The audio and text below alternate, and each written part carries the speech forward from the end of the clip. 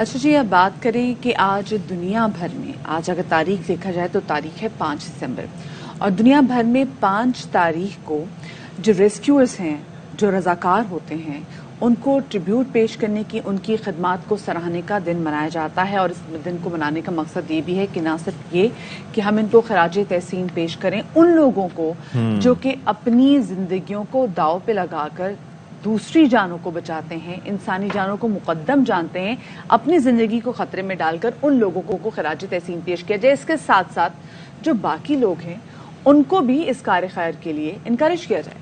بالکل جی، اور یہ دس از ویری امپورٹنٹ، کیونکہ آپ یہ دیکھیں کہ رضاکار ہونے کا مقصد یہ ہے کہ آپ اپنی جان کی پرواہ نہ کرتے ہوئے اپنے دیگر جو کام کاج جو کہ آپ کی ذات سے متعلق ہیں، آپ کے خاندان سے متعلق ہیں، اہل خانہ سے متعلق ہیں، ان پر اس چیز کو فوقیت دیتے ہیں کہ آپ کسی کی مدد کر سکیں، اور اس سے آپ کو کسی فائدے کے حصول کی تمنا نہیں ہوتی، بلکہ آپ کا مقصد ہوتا ہے کیا؟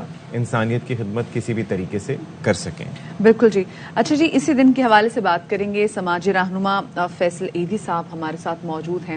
یہ کیسے ہو سکتا ہے کہ جب انسانی خدمت کے حوالے سے ہم بات کریں اور ہم رضاکاروں کے حوالے سے بات کریں تو پاکستان میں جو سب سے بڑا نیٹ ورک ہے، جس میں ہم دیکھ رہے ہیں کہ کتنی بڑی تعداد میں ریسکیوز موجود ہیں، اور اسپیسیفکلی اگر ایدھی صاحب کو ہم یاد نہ کریں تو ایسا ہو ہی نہیں سکتا ہے کہ ایک ایسا شخص کہ جس نے وہ لاشیں اٹھائی ہیں جن کے اپنے لوگ جو ہیں وہ ان کی لاشیں نہ اٹھاتے تھے، وہ لوگ جو کہ لاوارث تھے، جن کا کوئی تھا ہی نہیں، ان کو بھی جنہوں نے غسل دے کے دفنایا ہو. ایدھی صاحب، ہم ان کی فاؤنڈیشن کے والے سے بات کریں گے. ان کے بڑے صاحبزادے فیصل ایدھی صاحب ہمارے ساتھ موجود ہیں. موجود ہوں گے ابھی کچھ ہی دیر میں، ابھی کچھ دیر میں موجود ہوں گے. ہاں، تو ابھی جوائن کریں گے تو ان سے ہم بات کریں گے. اچھا ساتھ آ چکے ہیں، چلیں جی ہمارے ساتھ موجود ہیں فیصل ایدھی صاحب. فیصل ایدھی صاحب، بہت شکریہ آپ کا اپنے باخبر سویرا کو وقت دیا. یہ کہیے گا کہ کتنا ضروری ہے کہ پاکستان ہمارا ملک، جسے ہم دیکھتے ہیں کہ قدرتی آفات اور بہت ساری ایسی مشکلات سمہاؤ دن بدن بڑھتی چلی جا رہی ہیں. صحت کو ہم نے دیکھا کہ کووڈ کے حوالے سے کتنا برا ٹائم آیا تھا جو ہم نے فیس کیا تھا. اس میں کتنی اہمیت ہے رضاکاروں کی؟ ہاں بالکل، آپ نے سب سے پہلے تو میں آپ کا شکریہ ادا کروں کہ آپ نے مجھے موقع دیا آپ کے پروگرام میں جو ہے وہ بات کرنے کا.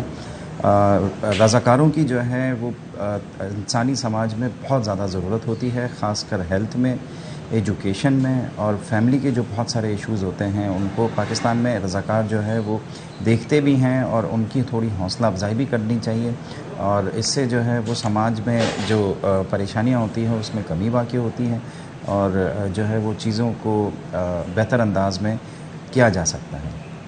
اچھا، تو اب یہ بتائیے گا کہ ظاہر ہے کہ ہم دیکھتے ہیں کہ آج کل کے دور میں نفسا نفسی کا عالم ہے، اور ہر کوئی اپنی سوچتا ہے، کیونکہ ظاہر ہے کہ معاشی مسائل بڑھتے چلے جا رہے ہیں ہر کسی انسان کے لیے. ایسے میں کیسے راغب کیا جا سکتا ہے لوگوں کو اس جانب کہ وہ رضاکار بنیں یا پھر اپنی ذات سے بڑھ کے کسی دوسرے کا سوچ سکیں؟ دیکھیں، جو موجودہ رضاکار ہیں ہمیں ان کی حوصلہ افزائی کرنی چاہیے، خاص کر جو کہ لگن سے اور خلوص سے، دل سے جو ہے وہ لوگوں کی خدمت کرتے ہیں اور چاہتے ہیں کہ جو ہے وہ سماج جو ہے وہ اپنے انداز میں اچھے طریقے سے چلتا رہے. تو ہمیں ان کی حوصلہ افزائی کی ضرورت ہوتی ہے، خاص کر جیسے ہم تو چلو بڑے آرگنائزیشن ہیں اور آپ ہماری حوصلہ افزائی کرتے رہتے ہیں، میڈیا کرتا ہے، سرکار کرتی ہے، لوگ کرتے ہیں، آرگنائزیشنز کرتی ہیں، لیکن جو علاقوں کے اندر جو چھوٹے رضاکار ہوتے ہیں ان کو فیسیلیٹیٹ کرانے کی ضرورت ہے، ان کی حوصلہ افزائی کرنے کی ضرورت ہے تاکہ ان کی تعداد میں اضافہ ہو اور ہمیں اچھے سے اچھے جو ہے وہ لیڈرشپ ملے، اور انہی سے ہی اچھی لیڈرشپ ابھرتی ہے جس سے جو ہے وہ سوسائٹی میں بہت ساری تبدیلیاں آتی ہیں اور ڈیولپمنٹس ہوتی ہیں. صحیح. مجھے فیصل ایدھی صاحب یہ بتائے گا لوگوں کی آسانی کے لیے، جو اسپیسیفکلی ہم نے حالات دیکھے ہیں، کووڈ کے ٹائم میں حالات دیکھے ہیں، ابھی سیلاب آیا تو اس نے جتنی تباہ کاریاں مچائی ہیں وہ بھی ہم نے دیکھی ہیں، جب بارشیں آئی تھیں وہ تمام سے صورتحال ہم نے دیکھی ہے. اگر یہ رضاکار نہ ہوتے تو کیا صورتحال ہوتی ہے؟ اور اسپیسیفکلی پھر جیسے این جی اوز ہیں، آپ کی بھی اتنی بڑی این جی او ہے، اگر یہ رضاکار نہ ہو تو کیا ان تمام تر چیزوں کا ہونا، لوگوں کی جانوں کو بچانا ممکن ہو پائے گا؟ دیکھیں، جو ہے وہ حکومت اور ریاست اپنی ذمہ داری بھی پوری کرتی ہے اور اپنی طاقت سے لوگوں کی مدد کرتی ہے، لیکن اگر رضاکار نہ ہوں تو پریشانی بہت بڑھے گی، اور یہ سماج کا ایک حصہ ہوتا ہے، اور یہ آج سے نہیں، سینکڑوں سالوں سے بلکہ ہزاروں سالوں سے جو ہے یہ سلسلہ چل رہا ہے. اس کو جو ہے وہ اہمیت دینے کی ضرورت ہے، اس کو جو ہے وہ سسٹمیٹک طریقے سے چلانے کی ضرورت ہے تاکہ ہمارے پاس تعداد بہت زیادہ ہو اور جو ہے سوسائٹی کو بہتر انداز میں چلانے کی. پہلے جیسے کہ میں نے آپ کو کہا ہیلتھ ہے, ایجوکیشن ہے. پاکستان میں آج 80%, 70%, 80% بچہ پرائمری لیول کا اسکول سے باہر ہے. 2.5 کروڑ بچہ ہمارا اسکول سے باہر ہے پاکستان کا. ہمیں ایجوکیشن سیکٹر میں بہت زیادہ کام کرنے کی ضرورت ہے اور اس میں رضاکار بہت بڑی تعداد میں جو ہمیں تعداد میں ضرورت بھی ہے اور بہت اہم رول ادا کر سکتے ہیں. میں اپنی ہر اسپیچ میں, ہر جگہ, یونیورسٹیوں میں, کالجز میں, جہاں پہ بھی جاتا ہوں, میں نوجوانوں کو جو ہے وہ اس طرف راغب کرنے کی کوشش کرتا ہوں کہ ہمارا 2.5 کروڑ بچہ اس پرائمری اسکول کا جو کہ اسکول کے اندر ہونا چاہیے, ہمارے اسکول سے باہر ہے. ہمارے ملک میں ہم ان کو کیوں اتنی اہمیت نہیں دیتے, ہم کیوں اتنی اپنے بچوں سے محبت نہیں کرتے, ہمیں بچوں کو کیوں نہیں تربیت دیتے, پڑھاتے نہیں ہیں. تو یہ میں کوشش میں لگا ہوا ہوں کہ بہت بڑی تعداد میں یونیورسٹیز میں جاتا ہوں تو وہ لوگ مجھے یہی کہتے ہیں کہ ہم کس طریقے سے ان کی مدد کریں. اس کا مطلب وہ رضاکار بننا چاہتے ہیں.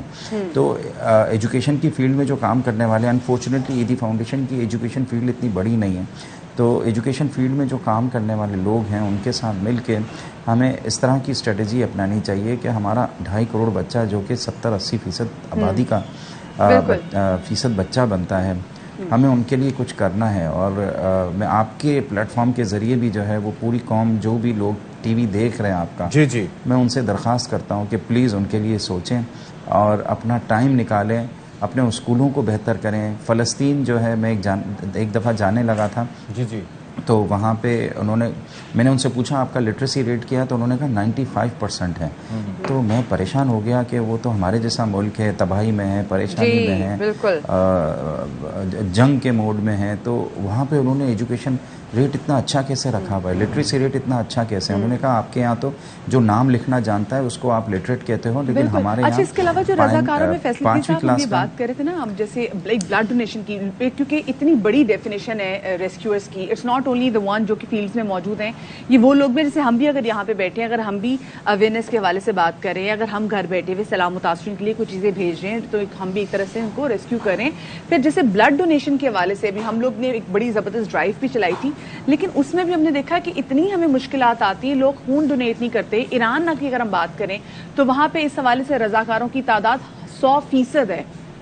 ہم کہاں سٹینڈ کر رہے ہیں؟